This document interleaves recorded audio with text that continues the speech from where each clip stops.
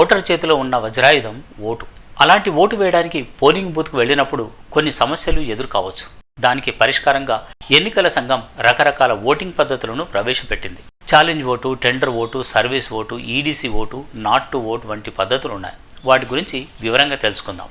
Challenge vote అంటే ఇది voter vote వేయడానికి వర్తించదు, కానీ ఓటు వేయడానికి వచ్చిన ఓటరుపై పోలింగ్ ఏజెంట్కు అనుమానం కలిగితే ప్రిసైడింగ్ అధికారికి ఫిర్యాదు చేయొచ్చు.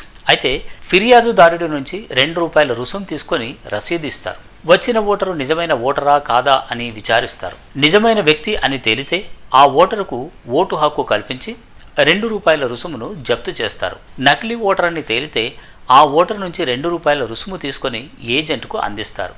అంతేకాదు, ఓటు వేసేందుకు ఆ వ్యక్తిని అనర్హుడిగా ప్రకటిస్తారు. Tender vote.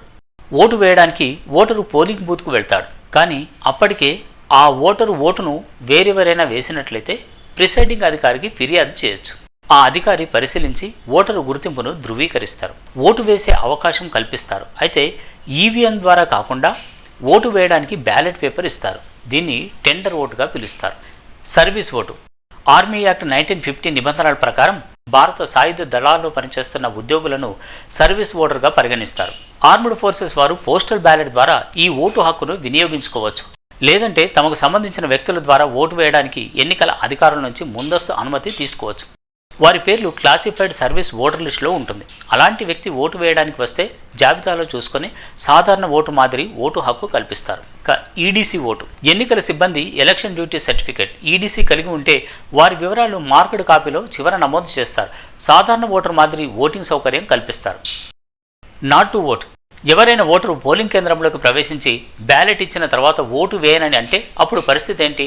ఆ ఓటరు కోరిక మేరకు ప్రిసైడింగ్ అధికారి ఆ ఓటర్ను బయటకు పంపిస్తారు. అయితే నాట్ టు ఓట్ అని రాసి ఆ ఓటును వేరే ఓటర్కు ఇస్తారు. Test vote. ఓటరు ఓటింగ్ కంపార్ట్మెంట్లోకి వెళ్ళి ఓటు వేసిన తర్వాత వీవీప్యాట్ నుంచి వచ్చే స్లిప్లో తాను ఓటు వేసిన వ్యక్తికి పడిందా లేదా అని చెక్ చేసుకోవచ్చు. ఒకవేళ పడలేదని తెలితే రాతపూర్వకంగా ప్రిసైడింగ్ అధికారికి ఫిర్యాదు చేయొచ్చు. దీంతో ఆ ఓటరుకు మరోసారి బ్యాలెట్ ఇస్తారు. ఈసారి ఓటర్తో పాటు పోలింగ్ ఏజెంట్లను కూడా తీసుకెళ్లి వారి సమక్షంలో ఓటు వేయాలి.